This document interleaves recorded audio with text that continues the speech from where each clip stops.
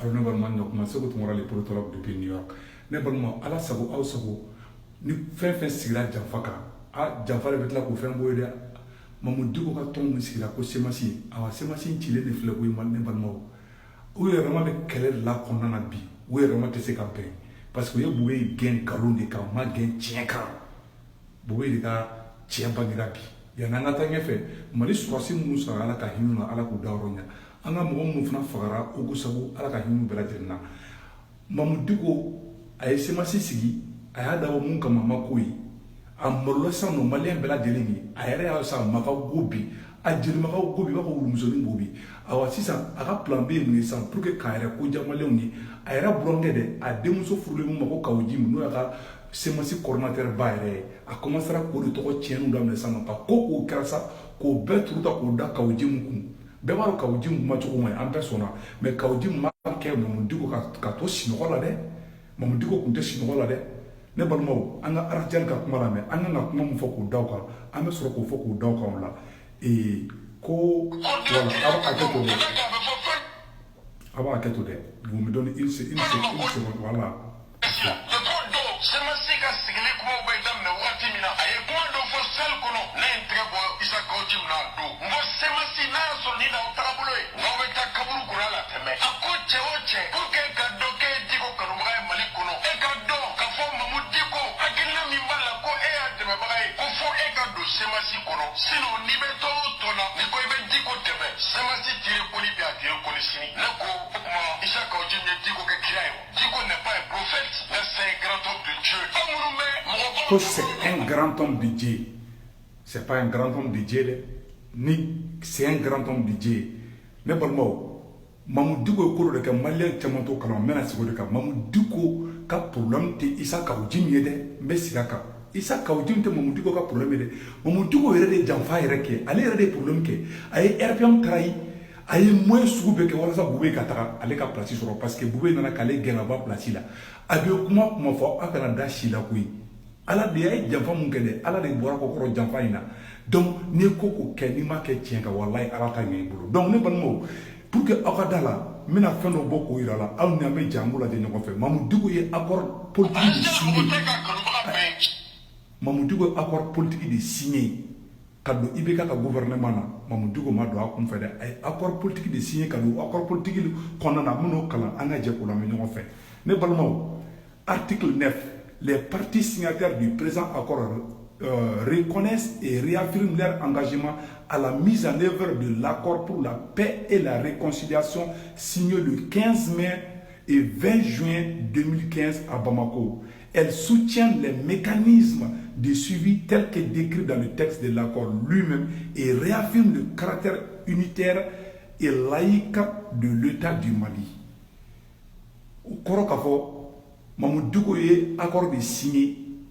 ka yira k'a fɔ k'a bɛ IBK soutenir parce que accord politique bɛ signé don na Mamadou Diko kun bɛ yen Kawo Jim kun bɛ yen u bɛɛ y'a signé u bɛɛ sɔnna u bɛɛ taara dialogue national la u bɛɛ pied minɛ ka bila u kun u bɛɛ Mali janfa o tɛ Kawo Jim ka faute ye dɛ problème Mamadou Diko sɔrɔ Kawo Jim ka faute tɛ dɛ u bɛ ka bɛɛ turu munnu de san nɔ Mamadou Diko b'a kunkolo bɔ yɔrɔ ɲini de la san nɔ parce que il est en perte de popularité donc Kawo Jim de taara san k'o kɛ sacrifice ye san nɔ k'o ta san nɔ k'o ta parce que ale bɛ fɛn nɔfɛ san nɔ o ye jama ka tugu a kɔ jama ka da la an si tɛ da i la fo ka bilali ka buru fiyɛ i ka buru sisi la maintenant maliyɛn si tɛ da i la hali lafiyabugu wulu walayi u tɛ da e la bilen i ye bɛɛ janfa i wulila i ko ko Ogo Sagu mɔgɔ faga minnu kɛra ko bugu de nɔ ye i ye RPM bɛɛ lawuli i ye RPM yɛrɛ utiliser contre le président IBK i ye RPM kelen utiliser contre Bube Maïga Bube de ka tiɲɛ bangera bi Mamadou Diko n'i ma yafa deli Bube Maïga fɛ walayi i tɛ hɛrɛ sɔrɔ bilen Mali segin na parce que i y'a gɛn ka bɔ a place la nkalon de kan ce n'était pas la vérité donc o tɛmɛnen kɔfɛ ka bɔ la tuguni ne balimaw ça c'était l'article 9 Mamadou Diko y'a yira k'a fɔ k'ale bɛ sɔn accord bɛ Mali diviser accord bɛ Mali ci Mamadou Diko y'a fɔ ko ale bɛ accord politique signé Mamadou Diko y'o de signé ka IBK soutenir ka sɔrɔ ka don gouvernement na Kawo Jim ma taa yɛrɛ ma dɛ ayi Kawo Jim bɛ gouvernement kelen na Yakubu Dugure kelen fana bɛ gouvernement kelen fana na tuguni donc o bɛɛ Diko ka mɔgɔ de u ma taga u kunfɛ u ni Diko de bolo bɛ ɲɔgɔn bolo nin bɛɛ politique de ye a kana da la dɛ donc o tɛmɛnen kɔfɛ ka bɔ la il y a l'article 11 De bonne foi, les partis signataires affirment leur soutien indéfectible aux forces armées et de sécurité nationale, ainsi qu'aux forces internationales dans la lutte contre le terrorisme. Elles s'abstiennent de toute déclaration tendant à les décrédibiliser et éviteront de mettre en péril leur effort de stabilisation engagé sur elles sur le terrain. Par elles sur le terrain, je m'excuse. Mais c'est un accord parce que a écrit sous Article 11, de bonne foi, les partis signataires affirment leur soutien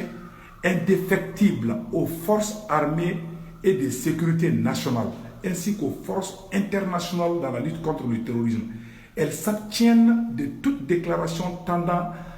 à les décrédibiliser et éviteront de mettre en péril leurs efforts de stabilisation engagés par elles sur le terrain. Comme Mamadou a signé,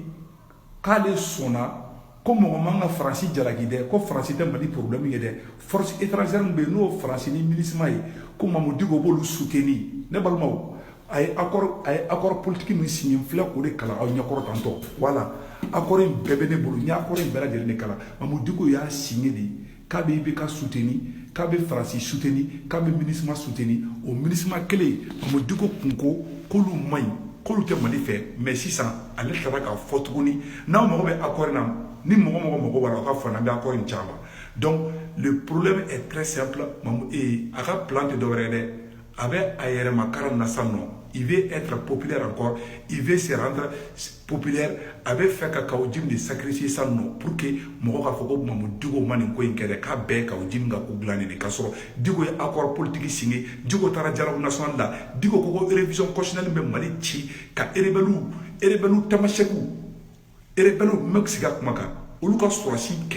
Mali Swasi Kemanatara Noir là, à Bishop Beke Tamasheki, Erebeli, ou Chiaoloma et Digo Sonoma. PDA avec un tiers bamako konana diko date ka dola blende anga almami do fagara PDO yo faga depuis Mamadou ko place sur trop Mamadou ko date ka do PDO ko kuma la blé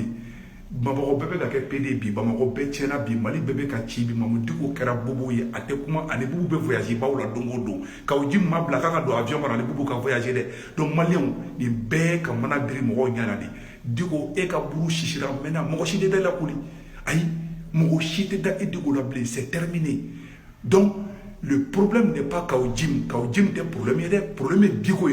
de Janfake, Digo ni Haïdara. Wallahi billahi, aya dakambiri kabula. Aïtara ni abara munga malion. Digo, Tara Kabulo le Katara Aramadou Shula Ketoro. Kadon qui est frappé taille, Kado Kone Rebe taille, Kadoko Aramadou le Nibe Kabodomodo. Ou les Kera, ou Eka Jakobakuni. Aramadou Numboli. Et il profite de là. Ka wara bla iku chou tola ka chou no fe kele ken galonka ka so ibe ki ire ka international ebe ko ke aidra be ko ke ala nyabawla akra nyabawla wallahi ma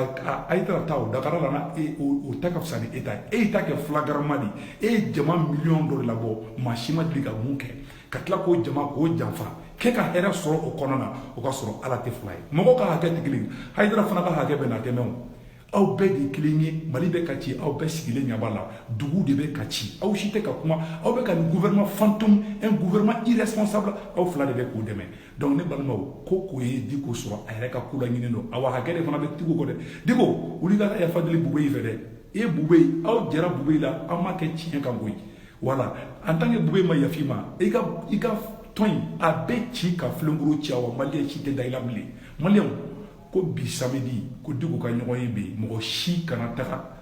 u bɛ ka taga ko bɛ turu la ka u bɛ ka ko bɛ turu ta k'a da Kaoudjim de kun Kaoudjim tɛ problème ye dɛ problème ye Diko yɛrɛ de c'est Diko qui a trahi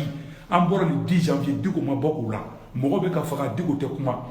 mais Diko ye RPM utilisé ka bɛɛ utilisé pour que ka échelon sɔrɔ parce que Bubey kun y'a gɛn ka bɔ a place la parce que piya mun kun bɛ sɔrɔ Bubey kun y'o piya tigɛ il a trahi Dieu il a trahi sa propre patrie. Il a trahi sa nation. Aya yɛrɛ janfa ye ala janfa y'a kɛra janfa ni Aïdara fila bɛɛ wallahi billahi Diko et Aïdara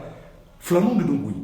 u fila bɛ mɔgɔ qualité kelen ye mais Diko de ta jugora ni Aïdara ta parce que Diko y'a ka fɛn bɛɛ parce que politique do politique taw Aïdara amsari ni Aïdara ta en charge mais ne t'a dɔn fɛn wulen bɛ Aïdara nɔfɛ n'a kɛlen bɛ k'i nɔrɔ ni famaw la